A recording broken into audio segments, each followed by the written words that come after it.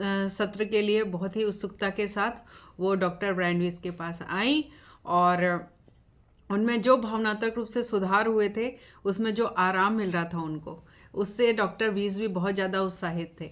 तो अगले सत्र की शुरुआत में वो समाधि की ओर बढ़ी। उन्होंने कहा, मैं एक लड़का हूँ, मेरे बाल सुनहरे और भूरे हैं, मेरे कपड़े जानवर की खाल से बने हैं और भूरे और सफ़ेद रंग के कपड़े मैंने पहन रखे हैं और मैं किर्गिस्तान प्रदेश में रहता हूँ। ये एक पहाड़ी प्रदेश है, ये शायद नीदरलैंड के आसपास का प्रदेश है। और उन्होंने जो सन था वो भी एकदम उन्होंने क्लियर बताया कि ये 1473 के आसपास का सन है।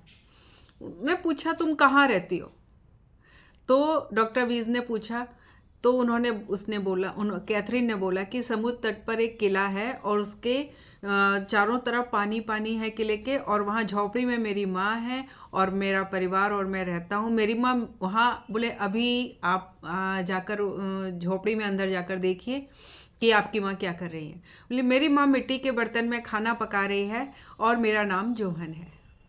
तो उन्होंने कहा, अपने मृत्यु के अनुभव की ओर बढ़ो। डॉक्टर वीज ने गाइड किया।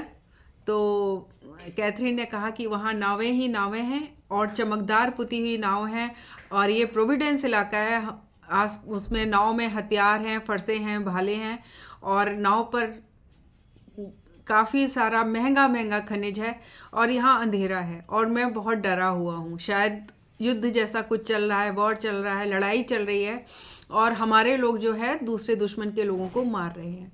हम जानवरों की बदबूदार खालों पर सोते हैं और बदबूदार, और चारों तरफ बदबू है और गंदी से कहते हैं ना, बदबू है और अंधेरा है बहुत ज़्यादा और मुझे बहुत बेचैनी हो रही है, मुझे अच्छा नहीं लग रहा है और मैं किसी को मारना नहीं चाहता। मुझे बिल्कुल भी ये लड़ाई में मारना किसी को पसंद नहीं है और मेरे हाथ में चाकू है। अचानक से कैथरीन ने उबकाइयाँ लेना शुरू कर दिया, तड़पना शुरू कर दिया। सांस के लिए उबकाइयाँ लेना, वो बेचैन हो गई और थोड़ी देर में शांत होने लगी धीरे धीरे। पूछने पर कैथरीन ने बताया कि किसी दुश्मन लड़ाके ने पीछे से आकर उनका गला रेत दिया था और ये शायद स्टुअर्ट है। वो उनको पहचान गई थी। स्टुअर्ट जो था उनका इस जन्म में बॉयफ्रेंड था, जिससे कि उनके संबंध बहुत गहरे और तनाव भरे संबंध थे, जो कि उनके बाद में संबंध और ज़्यादा बिगड़ते ही चले गए थे, जिससे भी कैथरीन बहुत ज़्यादा तनाव में थी। ये भी एक कारण था।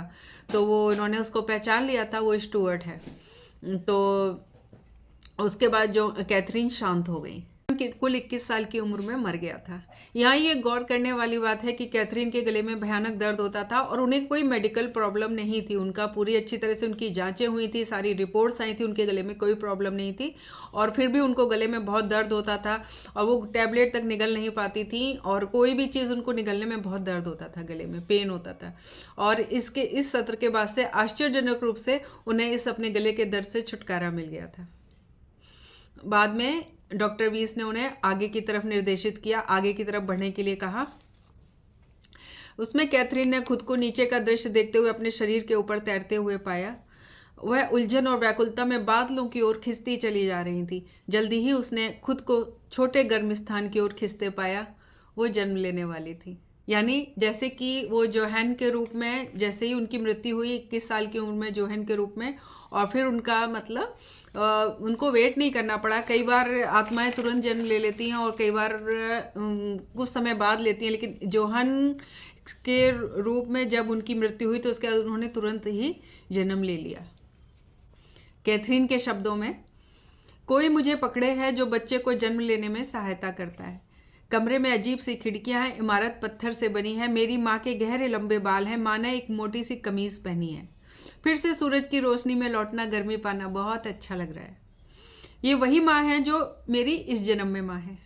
डॉक्टर बीज ने पिछले सत्र के दौरान कैथरीन को निर्देश दिए थे कि वह उन लोगों की बारीकी से पहचान करे जिनके बारे में उसे लगता है कि वर्तमान में वो उसकी लाइफ में मौजूद हैं।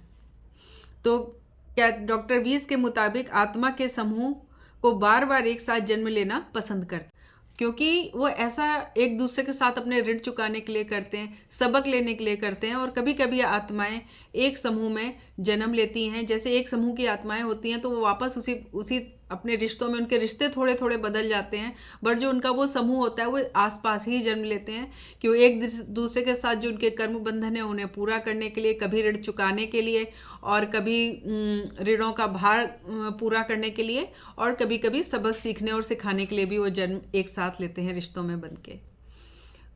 इस बार कैथरीन ने एलिजाबेथ के रूप में जन्म लिया था, और जो उनकी माँ वही थी जो इस जन्म में उनकी माँ थी। कैथरीन को ये जन्म बिल्कुल नया सा और बहुत करीब का लग रहा था, पर वो सन को पहचान नहीं पाई कि उन्होंने किस सन में जन्म लिया था। उन्होंने बताया कि उस कमरे की खिड़कियाँ बहुत अजीब सी बड़ी बड़ी हैं, घर पत्थर का बना हुआ है, और मेरी माँ एक मोटी सी कमीज पहने हुए हैं और वो मुझे गोद में लेके बहुत खुश हैं। डॉक्टर वीज ने उन्हें आगे बढ़ने का निर्देश दिया कि अपने जन्म में और आगे जाओ। जब वो अपने जन्म में और आगे गई तो उन्होंने देखा अब मैं कुछ बड़ी हो गई हूँ, और हम सब खाने की मेज पर बैठे हैं, एक बड़े से कमरे में खाने की मेज पर बैठे हैं। वहाँ मेरे भाई बहन भी हैं और मैं भी हूँ।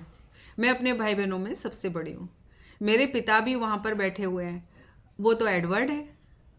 एडवर्ड को उन्होंने पहचान लिया था अपने पिता के रूप में। एडवर्ड वही थे जो इस जन्म में कैथरीन के बहुत अच्छे मित्र थे, और जो कैथरीन की जो ये उनको जो दौरे पड़ते थे और वो डरती थी सपनों में, और उनकी जो बेचैनियों को देखकर और उनकी गिरती हुई हालत को देख के, मेडिकल प्रॉब्लम्स को देख के वो उनको डॉक्टर बीज को उन्होंने रिकमेंड किया था, और डॉक्टर बीज के पास उन्हें ले जाने की सलाह दी थी और लेकर भी आए थे कैथरीन को मिलवाने के लिए डॉक्टर बीज से।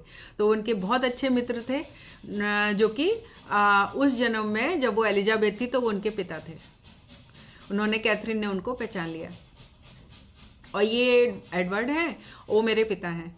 मेरे माँ और पिता में बहुत लड़ाई हो रही है तेज़। मुझे ये अच्छा नहीं लग रहा है। हम सब भाई बहन डरे हुए हैं, और क्योंकि पिता इसलिए नाराज़ हो रहे हैं क्योंकि खाना ठंडा है, और माँ ने फिर वही खाना बनाया है जो कि जिसके ऊपर पिता मेरे बहुत ज़्यादा नाराज़ हैं। खाना हमेशा ठंडा ही होता है इस बात को लेकर। और मेरे पिता बहुत शराब पीते हैं, जो मुझे बिल्कुल अच्छा नहीं लगता। शराब पीकर वो मेरी माँ को मारते हैं, और कभी कभी हम भाई बहनों को धक्का देते हैं। तो मैं चाहती हूँ कि मेरे पिता हमसे कहीं दूर चले जाए, मैं उनको बिल्कुल पसंद नहीं करती। ये सब बोलते हुए कैथरीन बिल्कुल बच्चों की तरह बोल रही थी, मतलब उनकी आवाज़ एक युवती की तरह नहीं बल्कि एक बच्ची की तरह से लग रही थी। और तो उसके बाद डॉक्टर ब्रीज ने कैथरीन को और आगे जाने का निर्देश दिया कि अपने जीवन काल में और आगे जाओ। कैथरीन ने अपने जीवन काल में और आगे प्रवेश किया। उन्होंने कहा अब इस समय मैं अपने पति के साथ हूँ। हमारा एक बड़ा सा कमरा है और मैं अपने पति के साथ में हूँ। वहाँ पर बहुत बड़ी बड़ी अलमारियाँ हैं और उसमें पुस्तकें रखी हुई हैं। शायद मेरे पति को किताबें पढ़ने का बहुत शौक है। मेरे पति के बाल भूरे और सुनहरे हैं। हम एक दूसरे को बहुत पसंद करते हैं। मैं उसके साथ बहुत खुश हूँ। पर मैंने उन्हें पहचाना नहीं। यहाँ पहचानने से कैथरीन का मतलब था कि इस जन्म से उनका कोई संबंध नहीं था, मतलब इस जन्म में कोई भी व्यक्ति ऐसा वहाँ मौजूद नहीं था जो कि उनके पूर्व जन्म में उनके पति रहे हों। उन्होंने कहा मैंने उनको पहचाना नहीं, उनका ये तात्पर्य था। और अभी हमारे कोई बच्चा नहीं है और हम एक दूसरे के साथ बहुत खुश हैं।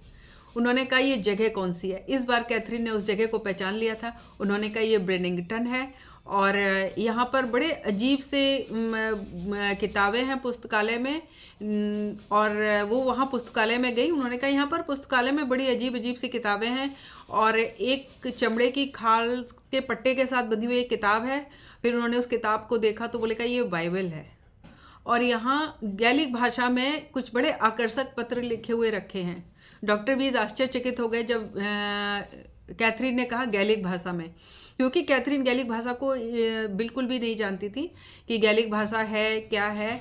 और उन्होंने उससे संबंधित और भी कुछ शब्द कहे जिसका मतलब डॉक्टर वीज को समझ में नहीं आया, क्योंकि डॉक्टर वीज भी गैलिक भाषा नहीं जानते थे। और ये बहुत आश्चर्यजनक चौंका देने वाली बात है कि कैथरीन गैलिक भाषा, जब हम किसी भाषा को जानते ही नहीं हैं तो उस लिपि को देख के हम कैसे पहचानेंगे कि वो कौन सी भाषा है ना। हम जानते ही नहीं है। लेकिन गैलिक भाषा को जो लिखी हुई थी बुक्स और जो लेटर लिखे हुए थे उनको देख के वो पहचान गई कैथरीन कि ये गैलिक भाषा है। और आश्चर्यजनक बात ये भी थी कि उन गैलिक भाषा के कुछ शब्दों को वो पढ़ भी रही थी और बोल भी रही थी। ऐसा होता है। अगर आप अपने कई बार जो पूर्ण जन्म के किस्से आते हैं उसमें जब आप उसके प्रभाव में होते हैं या सत्र के दौरान जाते हैं, आत्मा सत्र के दौरान जाती है, तो उन शब्दों को, उस भाषा को पढ़ बोल और लिख लेती है, समझ लेती है, जो कि उसने इस जन्म में नहीं बोल सकती वो, और ना ही पढ़ सकती है और समझ सकती है। लेकिन जब वो सत्र के दौरान वो उन शब्दों को, भाषा को पढ़ लेते हैं। तो एक बहुत ही महत्वपूर्ण और तथ्य था, साक्ष्य था कि ये जो अनुभव हैं ये कोई कोरी कल्पनाएं नहीं थी और ये सत्य थे। और ये एक अलग लेवल की, एक बहुत ही उच्च स्तर का ज्ञान था, जिसमें कि डॉक्टर बीज अब बहुत ज़्यादा उत्सुक हो रहे थे आगे बढ़ने के लिए। और अब कैथरीन से ज़्यादा वो खुद चाहते थे कि कैथरीन के ये सत्र चलते रहें, और कैथरीन की अभी भी कुछ जो व्यक्तिगत समस्याएं थी, उनकी जो शारीरिक समस्याएं थी वो काफ़ी हद तक ठीक हो चुकी थी, पर जो उनकी व्यक्तिगत समस्याएं थी उसके लिए वो उनके और सत्र करना चाहते थे, उनके लिए और कारणों की खोज करना चाहते थे। उन्होंने फिर कैथरीन से बोला, आप अपने आगे की ओर बढ़िए, अपने मृत्यु के समय की ओर बढ़िए। कैथरीन अपने मृत्यु के समय की ओर बढ़ने के लिए वो सम्मोहन के, फिर उन्होंने उनको एक गहरे सम्मोहन में भेजा, और कैथरीन ने देखा, डॉक्टर ब्रायन वीस के निर्देश पर कैथरीन ने देखा कि उनकी मृत्यु बुढ़ापे में हुई। इस बार उनका जीवन, पूरा जीवन सुख से व्यतीत हुआ था। उनके दोनों बेटे और उनका सारा परिवार उनके बिस्तर के चारों तरफ खड़े हुए थे, और दोनों बेटे और उनका परिवार था, उनके पति भी उनके बिस्तर को घेरे खड़े थे, और शांति के साथ उन्होंने अपने शरीर को त्याग दिया। उनकी आत्मा शरीर के ऊपर तैर रही थी। इस बार उनके अंदर कोई व्याकुलता, उलझन नहीं थी। शायद आत्मा जान चुकी थी कि आगे का रास्ता कैसा है, या फिर वो बहुत शांति से मरी थी। उन्होंने कैथरीन के शब्दों में, मैं इस चमकीली रोशनी से परिचित हूँ, मैं बिल्कुल भी बेचैन नहीं हूँ, मैं बहुत शांत महसूस कर रही हूँ। और ये आश्चर्यजनक बात है कि मुझे इस रोशनी से ऊर्जा मिल रही है। डॉक्टर बीज ये सुनकर हैरान थे कि उन्हें इस रोशनी से ऊर्जा मिल रही थी। उन्होंने एक बार फिर कहा, आप और आगे बढ़ो, अपने इसमें अनुभव में आगे बढ़ो। कैथरीन ने कहा, मैं और आगे नहीं बढ़ सकती, मैं बहुत शांत अनुभव कर रही हूँ, मैं इस चमकीली रोशनी में समाती जा रही हूँ, मैं समाती जा रही हूँ इस चमकीली रोशनी में, और मुझे ऊर्जा मिल रही है, मेरी सारी थकान दूर हो रही है, मुझे बहुत ऊर्जा मिल रही है। इतना कहकर कैथरीन एकदम शांत हो गई। ये शायद मौत के बाद दो जीवन कालों के बीच की विश्राम अवस्था थी, जिसमें एक जीवन काल से दूसरे जीवन काल के बीच का अवस्था थी, जहाँ आत्मा विश्राम करती है। कई बार कुछ सालों बाद एक बार किसी की मृत्यु आती है, कुछ सालों बाद उसका पुनर्जन्म होता है, कई बार बहुत दशक बीत जाते हैं, उसके बाद पुनर्जन्म होता है। तो शायद ये कोई विश्रांत की अवस्था थी, जिसके बारे में आगे चल के और ज़्यादा डॉक्टर वीज को पता चलने वाला था। बहुत ज़्यादा आश्चर्यजनक जानकारियाँ मिलने वाली थी, जो कि बिल्कुल सत्य और प्रामाणिक थी, क्योंकि उनको प्रूफ किया गया, बाद में अध्ययन जो हुए उससे उनको प्रूफ किया गया था। तो फिर और क्या जानकारियां दी कैथरीन ने, आत्मा ने और गाइडों ने, और हाँ, और दिव्यात्माओं ने भी कैथरीन के द्वारा संदेश भिजवाए, जो हमारे मृत्यु उपरांत जीवन के बारे में थे। तो इन दिव्यात्माओं ने क्या संदेश भिजवाए, और वो संदेश से हमें क्या ज्ञान मिलता है, डॉक्टर वीज ने क्या बताया, क्या उस चीज़ को किस तरह से एक्सप्लेन किया, और कैसे उस तथ्यों को उन्होंने एक लिपिबद्ध किया है, और आगे जाके वो सब हम जानेंगे अपने नेक्स्ट पार्ट में। देखते रहिए, इस वाले पार्ट को देख के, इससे पहले के 2 पार्ट और हैं। अगर आप पहली बार मेरा ये देख रहे हैं वीडियो, तो 2 पार्ट और देखिए, और फिर मिलते हैं और नई आश्चर्यजनक जानकारी के साथ। Keep watching. Thank you for watching.